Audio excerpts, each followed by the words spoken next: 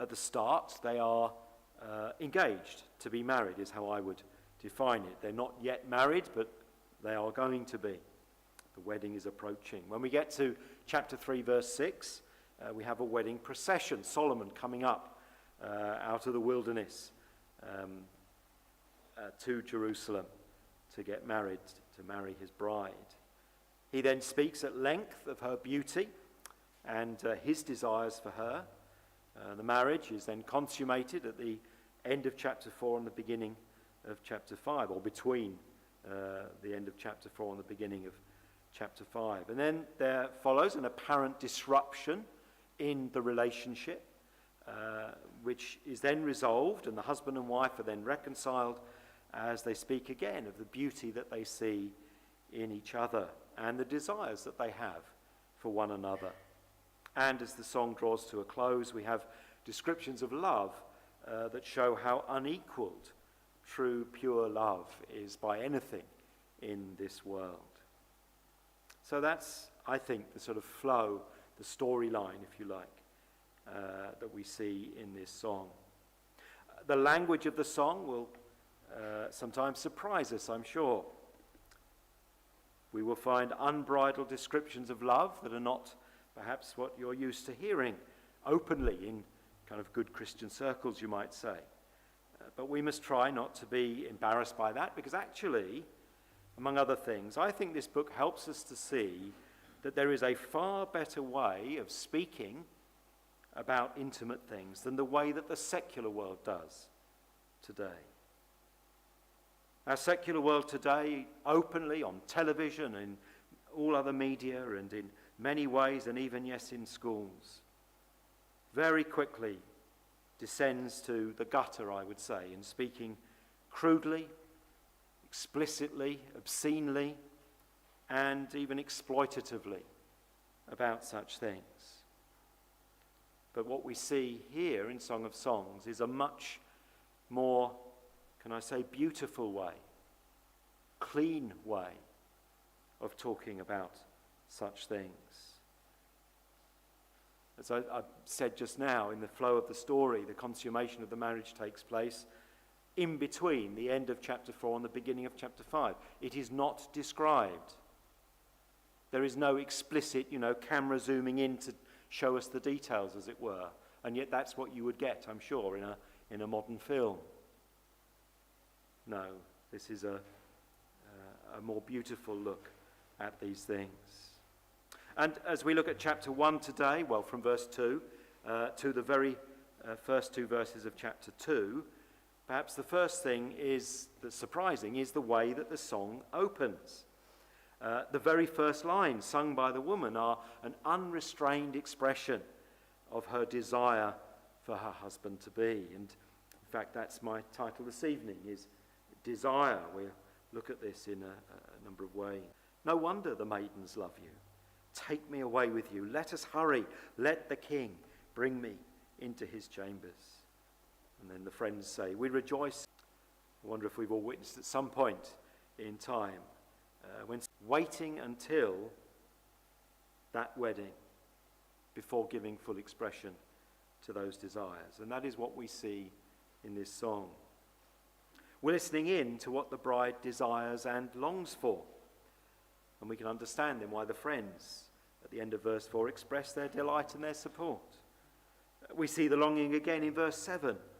She wants to know where she can meet him while he's grazing his flock and resting his sheep. She wants to be able to meet openly without having to hide her identity and risk being mistaken for a veiled woman. Many commentators suggest that's a reference to a prostitute. Remember Tamar sitting by the roadside wearing a veil, and Judah assuming that she was a prostitute. Tell me, you whom I love, where you graze your flock and where you rest your sheep at midday. Why should I be like a veiled woman beside the flocks of your friends? She longs to be with him, to spend time with him. And she's longing for that wedding day. It is undeniable as you read through this song, even just, of course, from the first chapter, that there is, yes, a physical aspect to the bride's longings. But note carefully all that she says there in verses 2 and 3, where we see actually that rightly focused desire aims at more than the physical.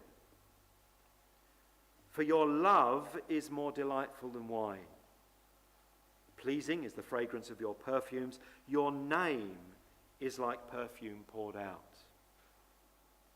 Your love is more delightful than wine. The very fact that this king loves her, wants to caress to this attraction. But she takes physique, not just that he might happen to be a good kisser. It seems to her to be where we don't generally have arranged marriages. Arranged marriages where you first set eyes on your wife-to-be or spouse-to-be just shortly before the wedding. We saw hours before they got married. It was an arranged marriage. Incredible. Well, generally, we don't do things that way. And so, yes, it would be odd, wouldn't it, if we didn't find anything physically attractive about our spouse-to-be or, indeed, yes, our spouse. Actually, as some commentators point out, what you grow to enjoy about your fiancé's appearance tends to become your definition of beauty. I think that's probably true. Well, here she describes the very fact that her fiancé has chosen to love her, that he wants to caress her. That pleases her. It delights her more than wine.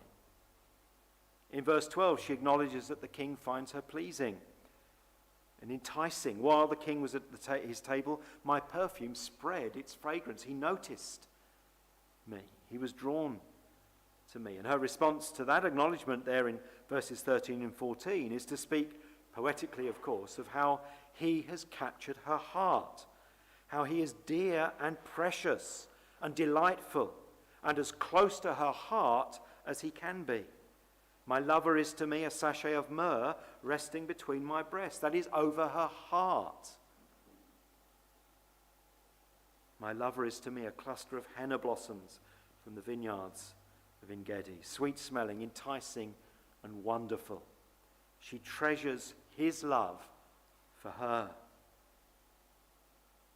At the end of verse 3, yes, as she got to know him, his whole character, his name is beautiful and pleasing to her. Your name is like perfume poured out. The whole of you, your character. She's clearly taken time to get to know him. It is not just the kind of way that so often love is presented today, which is all about physicality. There are TV programs that promote that idea. Do they look good? Do they look attractive? Nothing really about the character.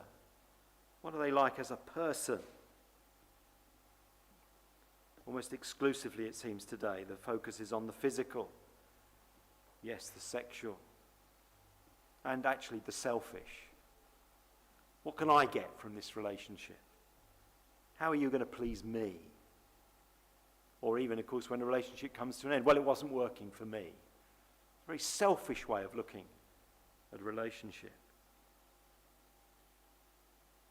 Now, there is a place, yes, for the physical. That's clear from this song as a whole. But there are dangers lurking in that area. Now, this woman is very well aware of that. We're going to see that, particularly next week when we come to chapter 2. But 3 times in this song, chapters 2, 3, and 8, she gives the warning, do not arouse or awaken love until it so desires. She recognizes that because of how strong physical desires can be, combined with, of course, our sinful natures, but it can lead us, that kind of desire, if we just focus on that, can lead us into dangerous and ultimately forbidden territory as far as God is concerned. If we don't take care, if we're not mature, if we're not strong enough to resist temptations to sin in that area, that side of desire must largely wait until marriage. Before then, learn to love the whole person. That surely is where the focus should be. Desire the name, the whole character. Get to know who that person is. As a Christian, of course, you are to look for a godly character. Look for a humble disposition. Look for a loving and a selfless heart. look for the fruit of the Spirit. And if you see no signs of those, well, turn away and look elsewhere. Even if he or she ticks all the boxes with regard to physical beauty. Never underestimate the power and potential danger of physical desire, especially if you're not yet married. Now, one feature of love and desire, as it's portrayed and perceived in our 21st century Western world, is the focus on selfish pleasure. Will this relationship satisfy my desires? Will this woman, this man, give me pleasure, or will they actually cramp my style? Will this person meet my expectations, and so on? I find it striking in the first chapter. Did you notice how the only moments where the woman is focused on herself, which are in verses 5 and 6, and I believe chapter 2, verse 1, are places where the bride expresses, I would say, an insecurity, a sense of unworthiness, a feeling, a need to explain her deficiencies, as she sees them, that is. Chapter 2, verse 1, I think she's professing her ordinariness. Is that a word? How ordinary she is. The fact that there's nothing special about her. I want to think a bit more about that. So I'm not really pleased with this heading. I've struggled for ages and didn't come up with anything better. But rightly focused desire is not aimed at pleasing yourself. When the woman focuses on herself in this song, it isn't to speak of her desires that her husband-to-be must change his ways to please her. He must work out a bit more. He's got to lose some weight. He's got to change his diet. He's got to buy more fashionable clothes. He's got to do his hair differently. Change his aftershave. None of that. In order to please her and before he can satisfy her desires. We see no hint of that from her, or indeed actually from the man's perspective either. It is clear, as we've already said, she is besotted with him. She loves him for who he is. So when I say that rightly focused desire is not aimed at pleasing yourself, I don't mean that we're to get no joy ourselves from our relationship. Obviously, we do, and the bride here is clearly filled with joy at the prospect of becoming one flesh with her husband. What I mean is that her delight arises from her desire to be pleasing to her fiancé, and her joy and her satisfaction comes from knowing that he does indeed love and enjoy and treasure her. We'll say a bit more about that in a minute. But as I've just mentioned, there are a couple of moments when she looks at herself rather than the king and seems very self-conscious about her appearance. She displays an insecurity about that and feels the need to explain why she doesn't fit the kind of stereotypical beauty expected of a royal bride. Verses 5 and 6. She says, "Dark am I, yet lovely, O daughters of Jerusalem, dark like the tents of Kedar, like the tent curtains of Solomon. Do not stare at me because I am dark, because I am darkened by the sun. My mother's sons were angry with me and made me take care of the vineyards. My own vineyard I have neglected."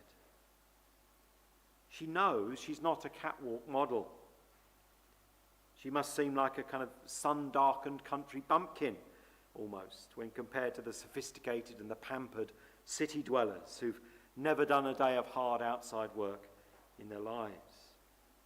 She had no time and probably no money either to look after herself and follow whatever the latest beauty trends are, avoiding manual outdoor work, such as the sun, which would damage her skin and so on.